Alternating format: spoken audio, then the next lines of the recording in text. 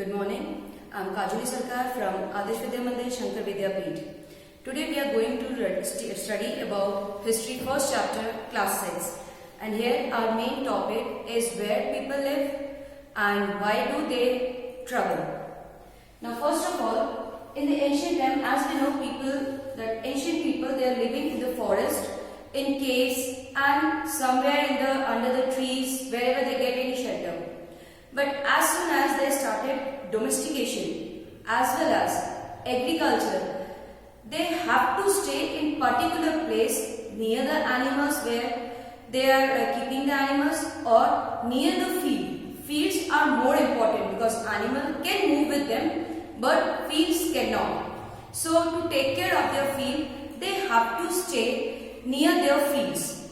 Now in this way, when they started living there, first they choose natural habitat like caves near their field, but afterward they felt everywhere they will not get caves, so they have to make something for their residence. They started making huts. In this way, first pit house, that is they observed the animals, that animals are making burrow or they are making small holes on the land, that is if this is our ground, they made a pit like this and this pit will be covered with the leaves. So this is how they jump and stay here at night, again come out. But this type of pit house having a problem that any animal while walking, going anywhere, they can fall into the pit and there will be a very dangerous situation if any carnivorous type of animal fall in this and inside human also is sleeping. So to avoid this type of conditions, when they observed this is a great problem, they started making house outside. So first made walls of the mud and then covered it with the leaf or anything like that. So that is hut comes. But majority of the huts or villages are established beside the rivers because river provide them good transportation. River provide them water for their fields as well as water for their daily use. So river is the most important part where the civilization grew. About 4700 years ago, we found many cities like Mohenjo-daro, Harappa near the river Indus. As well as if we talk about big cities, in that case Magad or Patliputra near river Ganga. So river Ganga, along river Ganga will find many of the empires established that we'll read in later chapters. So rivers is the important part where people live. They used to collect together their fields also near the rivers only. Now why do people start traveling? When they are getting everything in one place, they are cultivating themselves, they are working in themselves. So why they need? As their needs grew, they felt that somewhere far we can get something else which can be useful.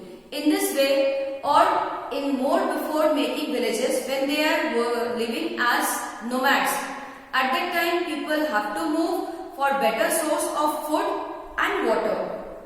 Because till that time they were gatherer and hunters. They are roaming one place to another and seeing whether the area is better for their survival or not, and they are staying there. With the change of season, as the sources of food and water decreases, they change the place. So in this way they started traveling. Afterward this travel is used for business purpose also, but in starting they travel just in the search of better food and water sources. Now in this time, how they move? In the starting era, just in the early ancient time, they were walking and going one place to another. But in the later ancient period, at that time they developed by seeing that any of the circular thing can roll off. So they found wheels with the stems and they cut the stem in a circular pattern and they made wheels. Afterward they again made designs to make the wheel little lighter. So in this way they started traveling as well as through river. First in the ancient time they saw many animals are swimming, so they also tried to swim. They can swim but it is not possible to go one place to another far.